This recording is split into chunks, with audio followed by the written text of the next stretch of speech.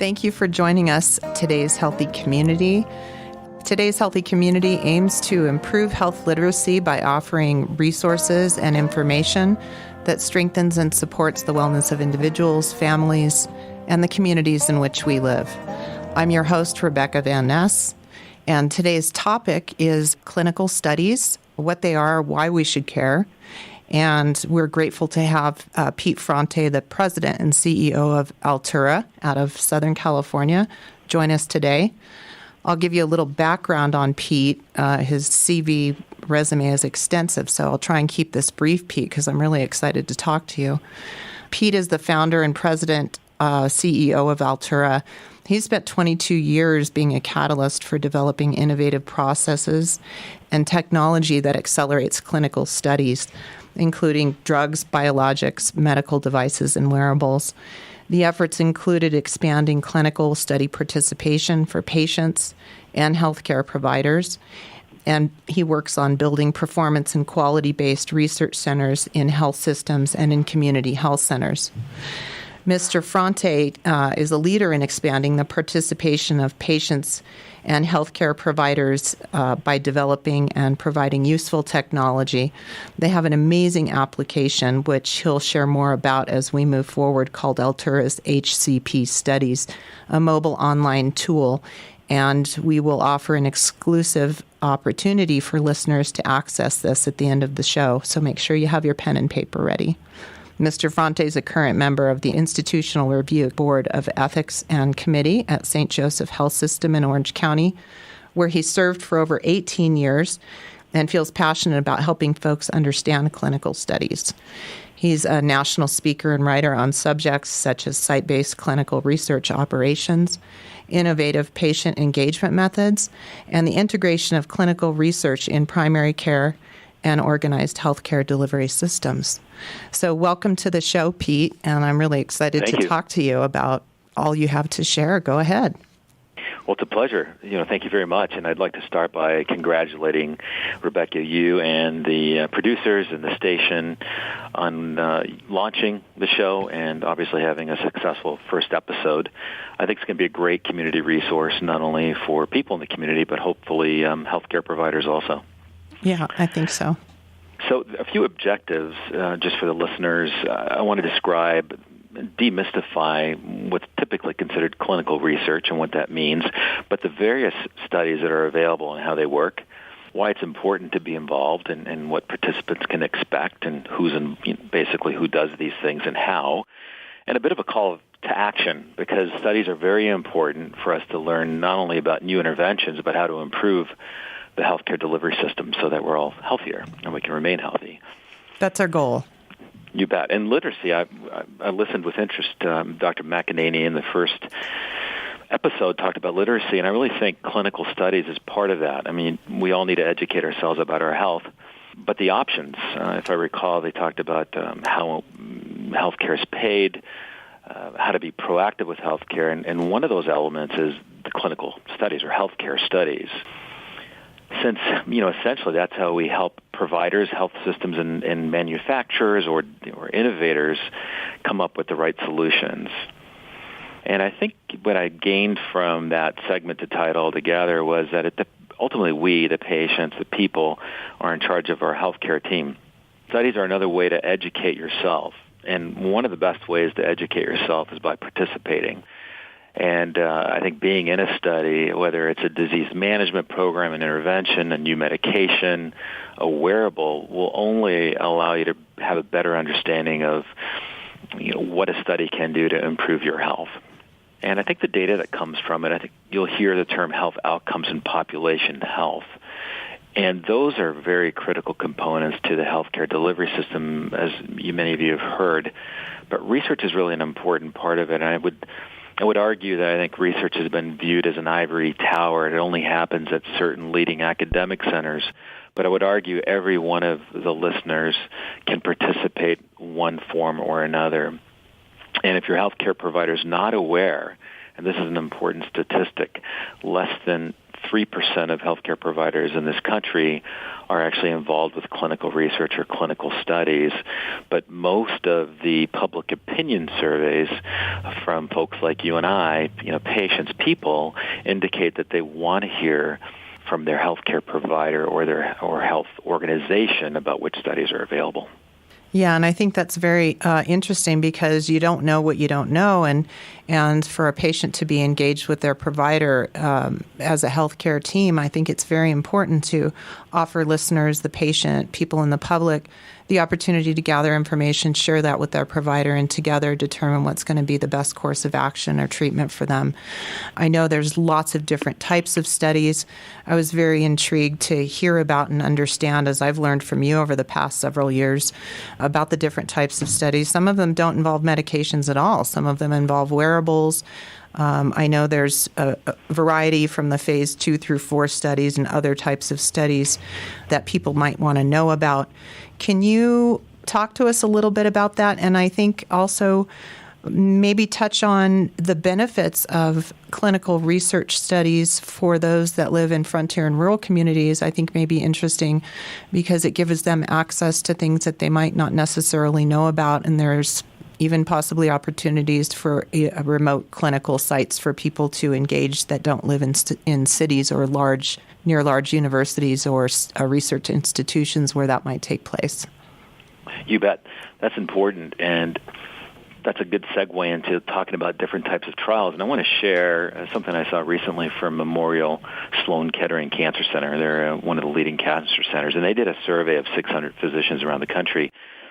And one of the findings was that most providers, healthcare providers and physicians, believe that research is a treatment of last resort. And as we talk about, as Rebekka mentioned, the types of studies, it's important to distinguish because I think many of us believe clinical research is one of those things that you do when there's no other options. And indeed, in some therapeutic areas, in some diseases, if you will, that's the case. And there are studies that might help someone that doesn't have any other options. However, those situations are really not the norm. So when we think of studies, there's a few ways to look at it. The investigational studies that are done for the FDA, everything that's prescribed to you today is approved by the FDA for use by the providers, and it's manufactured certain ways to make sure we ensure safety. And those studies are called phase 1 through 3 studies.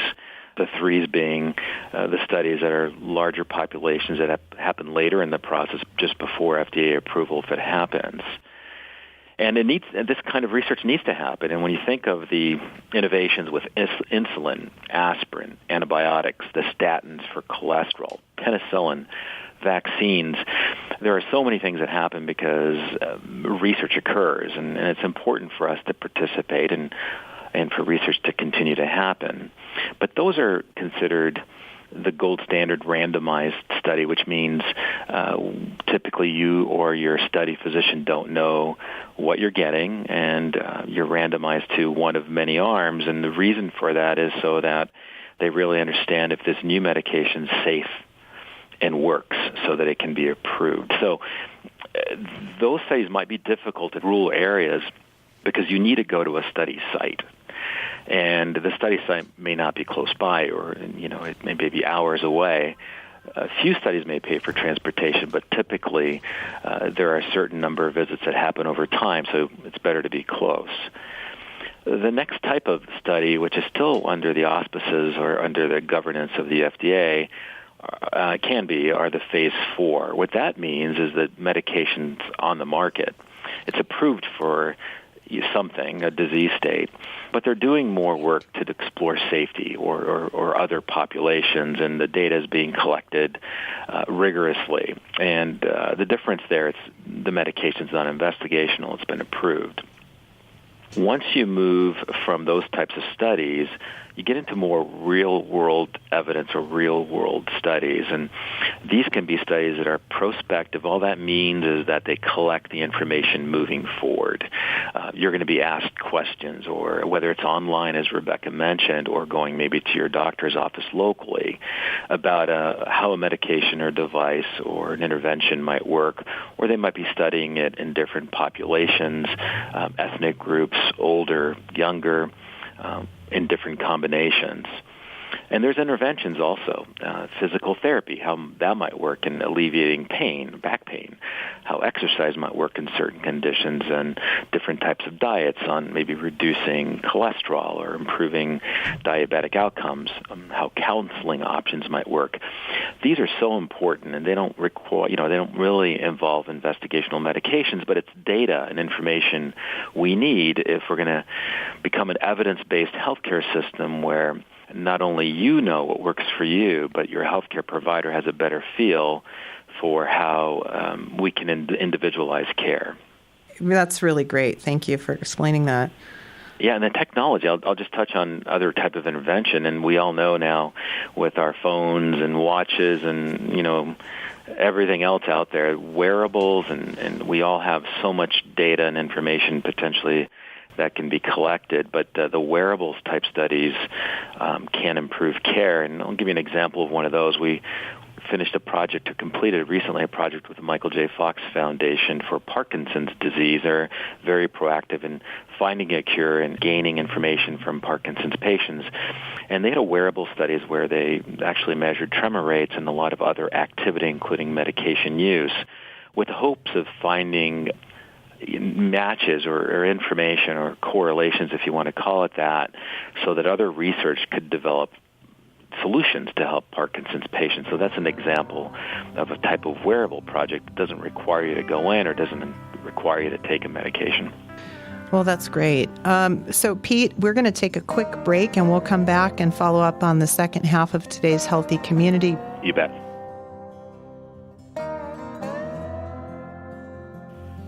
Welcome back to today's Healthy Community. You're joining us today with our guest, Pete Fronte, the president and CEO of Altura out of Southern California. We're talking about clinical studies, what they are, and why you should care. And Pete, I'd like to continue our conversation. You shared about different types of studies, and I think we were going to maybe move into who's conducting these studies and how they're run, and tell us a little bit more about how it all works. You bet. Yeah, it's important for all of us to know, the types of studies, but also who's involved. So typically studies involve a sponsor. What that just means is that someone is funding the study. It could be a pharmaceutical or biotech company if it's a new drug. It could be the NIH, which is National Institute of Health, or a medical foundation. I mentioned the Michael J. Fox Foundation. So it could be a health system. That's the sponsor, if you hear that term. The study sites are where the studies take place. Unless, as Rebekka said, there are virtual studies or are online studies, and you're seeing more of that. And that's why I think it's exciting for each of you to consider an area of passion or interest with your health and try to join, whether it's in person locally or virtually. Now, there are study team members involved, like the study physician. For the FDA-type studies, you're going to hear them referred to as investigators. Not that that should scare you, but that's just more of a regulatory term. And there are study coordinators. These are really dedicated professionals that are looking out for your well-being for the studies and ensuring the privacy and the accuracy of the data and the privacy of your health information. And it's really important to understand your protections because the FDA ultimately oversees the investigational medications. But any health study or health research will have what's called an ethics committee or what they call an IRB. That's one of those types of boards, an institutional review board, but it's really an ethics committee that protects patients. That's what we're about, is looking at the study to make sure that the people doing it are doing it right, that the protocol minimizes risk, and that the informed consent, and this is important, any study you do should have an informed consent, and that consent should not only be read but understood, and ask questions if you're not sure about what's involved, how many visits, and how your information is being protected and who is getting it. And the studies ultimately should be approved as the consent is by the IRBs. So that's important to understand that there's people that are really out there making sure, the studies that are done well and correctly, that there's oversight and that the patient's interests are kept in mind. Mm-hmm. And there's a protocol, which is basically a plan, And every study will have a plan on how many visits, what you need to collect or give to them, whether it's in person or online. And if it's a study where you have to go in, it could mean, blood samples or x-rays or, other kinds of lab values. So you'll see that usually in the consent will describe what's involved. And then typically the people doing the research, the sponsor, will submit that data to the FDA, or if it's really not for the FDA, they may publish that information or share it with others for the sake of improving healthcare. And sharing information is so important today in this changing healthcare landscape. So why should patients be involved, Pete? Well, I think it's a great question. I think I think it's to help yourself. And we've probably touched over 1 million patients for clinical trials over the years, and many people are seeking either another option or to learn more about their condition. But there's also the need to help others. It may be a condition you have that's hereditary and you want to learn more because you're worried about your kids or your grandkids, or just in general you feel that contributing is going to make a difference for the folks that are trying to find these solutions.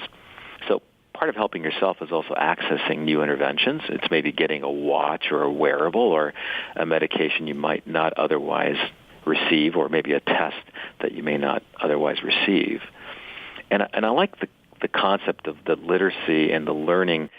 I can't tell you how many times we've done a diabetes study for patients that are type 2 diabetic, probably should be on insulin or not, are really worried about what having insulin means, and they get in the study.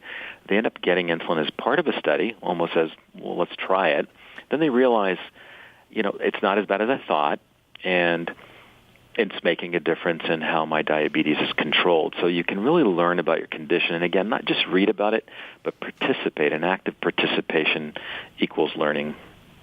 You might be supporting your healthcare provider or your health system, which is important, getting information and giving information and participating in the system, and just guiding innovation and change. There's no need to be on the sidelines. We can make a difference in our disease by contributing, by sharing our opinions, by giving information about how we feel about medications or interventions. So those are some of the reasons why I think it's really important to be involved. Yeah. And going back to, I know you referenced Dr. McEnany's interview, and I thought that was a great opportunity to speak with her. One of the things that she said that really stuck with me was that healthcare isn't something that happens to a person. Healthcare is something that's received, and in order to receive it, they actually need to accept it and understand it in order to get the most out of it. And I think that this is one of those situations and one of those topics in which patients can really strengthen their relationship with their healthcare provider and their healthcare team to make sure that they have the best outcomes and the best quality of life. Can you give me some examples of maybe some studies that have gone on, maybe some outcomes, things that you've found interesting or would like to highlight? Absolutely. And there is a few resources, not many, and that's part of the problem, not only for people like us, patients in the community, people in the community, but even healthcare providers. I gave that number earlier that only 3% are actively involved, and it's going to be a lot less in the rural communities, such as what we're seeing in New Mexico. But clinicaltrials.gov is a website put together by the government that tracks clinical trials. That's a source if you're trying to find studies. I just wanted to share that before I get into some examples. If you have a local hospital, typically those IRBs or ethic committees that I mentioned will understand or know which studies are being done in their community because they have to approve them potentially. And you might hear or see something on the radio or TV. That's how it's traditionally done. There's also a lot of other websites if you have specific conditions, or the pharma biotech companies usually list their clinical trials, and then you have the foundations like Michael J. Fox or the American Diabetes Association, American Heart Association that list clinical trials. So those are a few ways to check on trials, but the type of studies, and I mentioned the medications that have come from these studies, but I'll give you a few examples.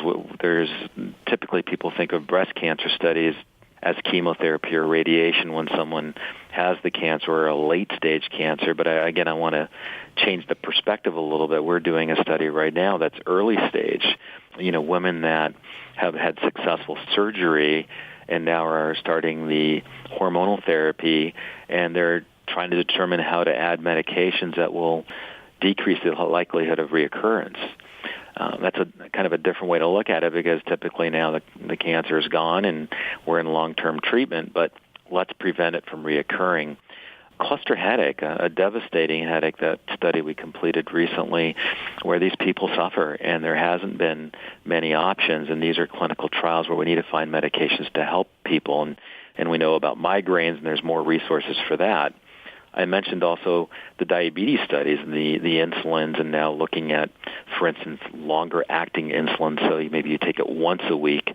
They've even been experimenting and looking at inhaled insulin as an easier way to comply with insulin therapy.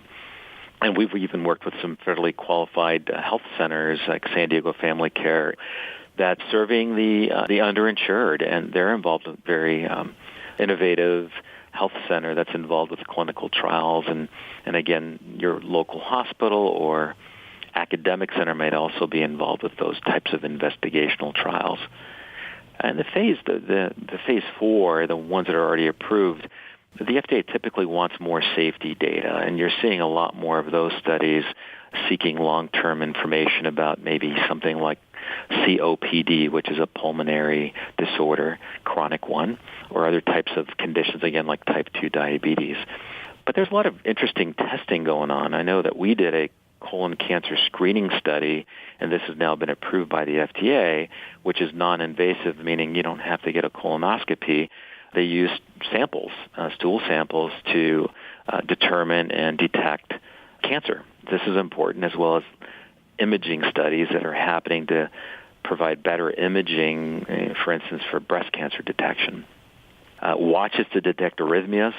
We have one of our partners, Desert Oasis Healthcare in Palm Springs, is doing some innovative research on patients' opinions on everything from their satisfaction to why are they using the ER, and is there a way to serve them better besides the emergency department. I mentioned the Michael J. Fox Foundation with the wearable study, but they continue to do online studies. If you or a family member or friend has Parkinson's disease, they really want the patient's voice and experience with Parkinson's disease so they can collect information and enable researchers around the world to try to find a cure. So these are all ways that you can be involved with research, whether it's in person or virtually. Mm-hmm. Mm-hmm.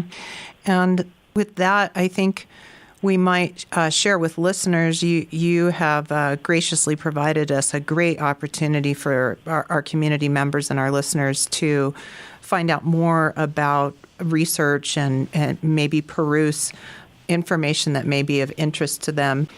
Maybe share with the listeners how we might connect them to more of this information. Absolutely, because I think that's what it's about. Is if we're demystifying this, is now how do we make it more mainstream? And there's a big move to integrate research, health studies with medical care, so we can become more evidence-based and have more point-of-care studies, or even studies right there in your home. And we know there's various types of studies. You can join yourself, but you can also let your healthcare providers be aware or ask them about studies. And there's a few ways to do it, and we definitely want to help the community and always are willing to provide our resources as part of the solution. There's a few ways. If you're interested in news about studies that are in the that are interesting, that have come out recently, or what's happening with FDA approvals, we have something called HCP Studies, just like it sounds, two different words, HCP, and then Studies, STUDIES. You can go to the Google Play if you have an Android phone, or the App Store for iPhone, and just search. It's a free app, and you can just search HCP Studies and download, and you'll have that available to you at no cost. Our website has a patient section if you prefer as another option. And let me just go back. That HCP Studies, if your healthcare provider, that could be a pharmacist, that could be a physical therapist, it could be a nurse practitioner, it could be your doctor, anybody that you trust in your healthcare, a nurse that's important to you can be part of this essentially online community, and you can let them know about that too, and there's no cost for them to download. But the website, our website that you can also go to, the patient section, is www.alturastudies.com, ALTURASTUDIES.com. There's a patient section. In that section, if you'd like, you can put in your name, and if you enter Today's Health in the message section, there's no cost, but you can call us, one of our research advisors, if you have questions about studies or if you're curious about participating or if you want to know if there's a study in your area.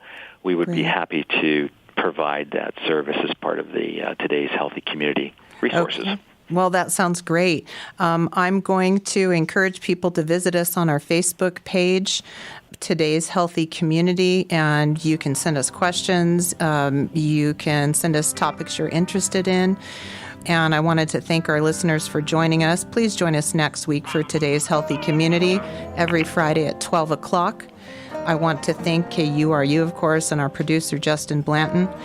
And until next time, everybody stay healthy.